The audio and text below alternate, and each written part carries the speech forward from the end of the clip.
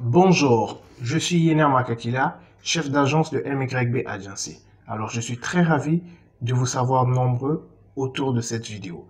Alors, bien avant de pouvoir commenter, comme je l'ai dit dans le titre de cette vidéo, je vous demande de cliquer sur j'aime ou de vous abonner sur ma chaîne afin de ne rien rater des différentes publications qui se feront sur cette chaîne. Alors, aujourd'hui, nous allons parler de 9 tips ou astuces pour maximiser sa participation lors d'un événement. Alors cette vidéo, je l'ai fait spécialement pour vous en prélude de la grande convention d'affaires Lisanga qu'organisera la Chambre de commerce du 5 au 7 octobre. Alors sans plus tarder, pourquoi alors je me permets de pouvoir faire cette vidéo? Laissez-moi vous dire, en 2017 et en 2018, j'étais ambassadeur des jeunes entrepreneurs de la ville d'Océane afin de pouvoir présenter nos différents services et prendre la parole au nom de tous les jeunes entrepreneurs. Et en 2018, nous avons présenté nos différents services à l'endroit de tous ceux qui étaient venus nous visiter ou nous rendre visite lors des journées portes ouvertes du numérique en tant qu'entreprise spécialisé dans le digital. Alors, je me permets donc de faire cette vidéo pour pouvoir partager avec vous ces astuces-là afin que vous ne puissiez pas faire les mêmes erreurs que nous avons eu à faire et que vous puissiez maximiser votre participation avec un fort taux de retour sur investissement de cet événement qui arrive bientôt. Alors, chers entrepreneurs, première astuce ou premier appel ou premier tips, je vous parlerai de vos cartes de visite. Est-ce que vos cartes de visite sont-elles déjà prêtes? Avez-vous vos différentes cartes de visite prêtes? Non, si la question est non, alors rapprochez-vous très rapidement d'un imprimeur de la place ou passez commande de vos différentes cartes de visite pour ne rien louper ou pour ne rien manquer. Parce que c'est quand même un peu désagréable d'être en contact, en échange avec quelqu'un et que cette personne vous demande la carte de visite que vous dites que vous n'en avez pas et que vous voulez juste prendre ses coordonnées avec un stylo ou bien noter votre numéro de téléphone sur un bout de papier. Chers amis, ça ne fait pas professionnel. Je vous conseillerais d'imprimer pour vous, en tant que chef d'entreprise, au moins un minimum de 200 cartes de visite et 100 cartes de visite génériques qui présentent vos services ou 100 cartes de visite à chacun de vos collaborateurs qui seront présents lors de cet événement. Deuxième astuce, je vais vous parler des supports imprimés. Avez-vous déjà vos supports imprimés prêts? Ici, nous allons faire allusion à quoi? Aux flyers, aux dépliants, à la plaquette commerciale, au prospectus.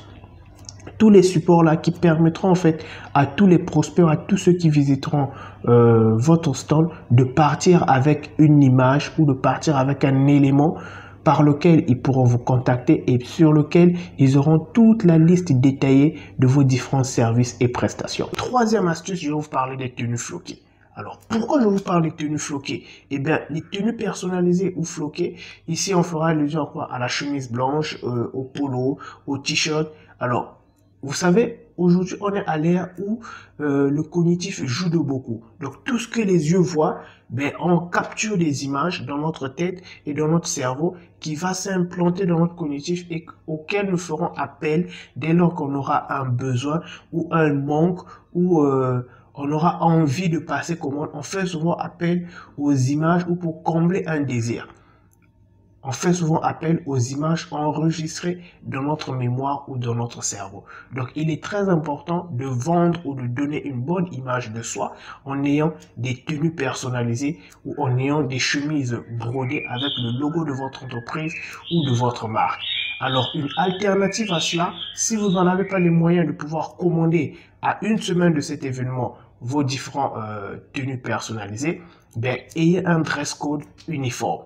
Un exemple que j'ai souvent l'habitude de donner, c'est de porter par exemple une chemise blanche plus un jean noir avec un gilet orange, un gilet de sécurité orange, si vous êtes dans les domaines ou dans les métiers de la sécurité par exemple. Ou au cas contraire, si vous êtes dans les métiers par exemple de l'hôtellerie, vous pouvez mettre une chemise pour tout le monde avec un pantalon peut-être bleu et puis voilà, un foulard au cou pour pouvoir vous démarquer en fait. Ayez une tenue uniforme pour tous ceux qui seront présents dans votre stand et pour tous ceux qui représenteront votre entreprise. C'est très important, toujours vendre une bonne image de soi.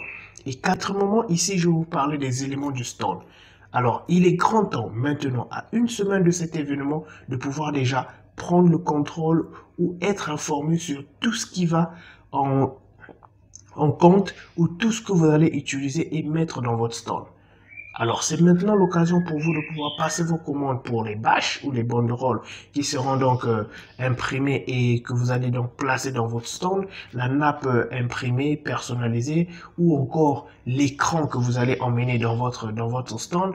Et aussi, c'est maintenant que vous pouvez donc repartir auprès des organisateurs pour leur demander qui prend en charge la décoration du stand. Très important, mes amis. On en a vu de certains. Et même nous-mêmes, nous étions dans cette même erreur. À la dernière minute, on nous informe que c'est nous-mêmes qui allons donc décorer notre stand. Et on est là à courir de gauche à droite, trouver le tissu de panne par ici, trouver la bâche par là, trouver la banderole par ici. Et c'est pas du tout facile. Vraiment, surtout quand on est chef d'entreprise, c'est pas du tout facile. Ici, il faut gérer les clients et là, il faut préparer le stand. C'est pas du tout facile. C'est bien maintenant qu'il faut déjà prendre les dispositions nécessaires. Alors, si vous allez, pourquoi je conseille souvent les entreprises à emmener un écran dans la salle? Vous savez, imaginez que vous êtes submergé par un nombre, par exemple, de 6 ou 7 ou 10 personnes au même moment dans votre stand, ben vous n'aurez pas l'occasion de parler à tout le monde à tour de rôle de tout ce que vous faites et de vos différentes réalisations. Alors sur cet écran que vous allez mettre juste à l'angle, vous allez donc diffuser les photos de vos différentes prestations ou interventions. Vous pouvez voir là-dessus un infographe ou encore un informaticien de votre boîte pour pouvoir vous présenter une petite séquence vidéo ou au cas contraire mettre juste toutes les photos de vos réalisations dans une clé USB et le plugger derrière l'écran. Derrière votre écran afin de mettre une diffusion aléatoire de vos différentes images présentes dans la clé. Et comme ça, tous ceux qui seront présents dans votre stand verront juste à suivre les images sur l'écran pour pouvoir voir vos différentes réalisations et tout ce que vous avez eu à faire. Vraiment, cher entrepreneur, c'est une bonne astuce. Et cinquièmement, je vais vous parler ici alors de la fiche de prospect ou la fiche de contact. Très importante. Vous savez, aujourd'hui, nous sommes à l'ère de la donnée. Nous sommes à l'ère de la donnée où la donnée vaut de l'or. Et pourquoi ne pas prévoir maintenant une fiche de contact ou une fiche de prospect? Alors, vous allez certainement vous demander c'est quoi une fiche de contact ou une fiche de prospect? C'est très simple. Ouvrez votre logiciel Word et saisissez une fiche sur Word qui comprendra donc le nom et le prénom, une colonne nom et prénom, une colonne adresse mail, une colonne numéro de téléphone et une colonne profil de celui qui va remplir. Alors sur cette colonne profil, expliquez bien à vos interlocuteurs, ils pourront donc mettre soit le nom de l'entreprise qu'ils représentent ou encore leur fonction ou leur position au sein de l'entreprise. Si ce sont des entrepreneurs, ils n'ont qu'à marquer entrepreneur. Si ce sont des chefs d'entreprise ou bien des chefs de section responsables d'achat, marquez. Et c'est comme ça que vous allez donc maximiser votre participation à cet événement-là. Très important, comme petite anecdote, je vais vous dire, vous savez, il nous est arrivé de participer à un événement et après avoir collecté les informations de cette fiche de prospect, on s'est rendu compte que nous avons eu la visite en fait du directeur d'une école, nous avons eu la visite d'un responsable achat d'une grande entreprise par laquelle en fait une grande entreprise qu'on ne parvenait pas à contacter parce que voilà, dès qu'on arrivait dans cette entreprise là, la réceptionniste ou bien le secrétaire ou le secrétariat ne nous donnait pas accès à la personne, au décideur de la boîte, mais au travers de cette fiche de contact, nous avons eu à collecter ces informations là du décideur de la boîte. Comment je vais vous parler donc de préparer la veille votre participation. Alors, de quoi s'agit-il? Pourquoi préparer la veille? La veille ici, en fait, va vous permettre, en fait, de pouvoir lire des informations autour de l'activité, autour des participants, autour des intervenants, voir dans les commentaires, par exemple, de la publication officielle de l'événement, lesquels ont manifesté un intérêt, prendre contact avec eux, les relancer par mail et pouvoir donc créer ce petit lien de contact là que vous allez donc matérialiser en contact physique ou en relation physique lors de l'événement. En sixième lieu, je vous parlerai de notifier votre participation ou votre présence sur la toile. Alors, sur vos différents canaux de publication, WhatsApp, Facebook, Instagram, YouTube. Présentez ou informez vos différents abonnés de votre participation à cet événement. Informez-les que vous serez présent lors de cet événement. Informez-les qu'ils peuvent vous retrouver lors de cet événement. C'est très important et c'est comme ça que vous allez donc maximiser votre participation à un événement. Et septièmement, je vais vous demander de préparer votre participation la veille. En quoi consiste-t-elle, la préparation de la participation la veille? Elle consiste donc à pouvoir repérer tous ceux qui ont commenté sur les réseaux sociaux, tous ceux qui ont aimé votre publication, votre notification de votre participation à cet événement, à pouvoir donc prendre des informations sur les différents intervenants, à pouvoir prendre des informations sur les différentes entreprises qui vont y participer, question de les contacter à l'avance afin de pouvoir créer le lien déjà digital et après matérialiser ce lien-là ou ce contact-là en physique, en présentiel lors de cet événement. Et huitièmement, je vous parlais de vous démarquer de la foule. Très important. Alors, pourquoi se démarquer de la foule? Vous savez, j'ai un mentor américain qui aimait souvent dire, lors d'un événement, il ne faut pas juste s'enfuir ou s'enfoncer dans la masse. C'est-à-dire, lors d'un événement, même lui, en tant que mentor, en tant que coach, il est souvent capté lors de différents, quand il donne la parole, il donne possibilité de pouvoir poser des questions ou intervenir auprès de la salle. Donc, quand tu donnes l'autorisation ou bien quand arrive la séance de questions-réponses lors de l'événement, ben, prenez parole. Levez-vous, prenez parole, posez des questions, apportez quelque chose ou encore émettez votre préoccupation. C'est très important. Vous verrez généralement, quand vous allez prendre parole, il y aura des gens dans la salle qui vont se retourner par exemple pour vous voir. Mais ces gens-là ne se retourneront pas en vain. Ils vont se retourner pour voir qui a posé cette question-là ou qui est en train de prendre parole afin de l'approcher plus tard à la fin de cet événement. Et c'est comme ça que vous allez aussi maximiser votre participation à un événement. Et neuvièmement, enfin, je vais vous demander de publier du contenu autour de l'événement. Publiez du contenu sur vos différents réseaux sociaux. Faites des captures d'écran, faites des photos des slides, faites des petits mots par exemple à l'ouverture, faites des petites vidéos, des courtes vidéos de votre stand et de l'événement en ligne. Et c'est comme ça que vous allez attirer les gens en fait vers votre page ou vers votre blog.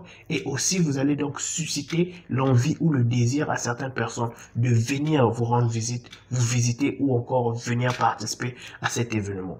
Et en bonus donc à cette vidéo, le premier bonus, je vais vous demander pour vous, chers entrepreneurs ou chers intervenants, préparez et répétez vos présentations.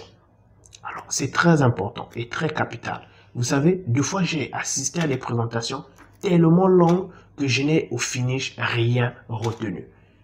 Je vous en prie, chers intervenants, préparez et répétez vos présentations.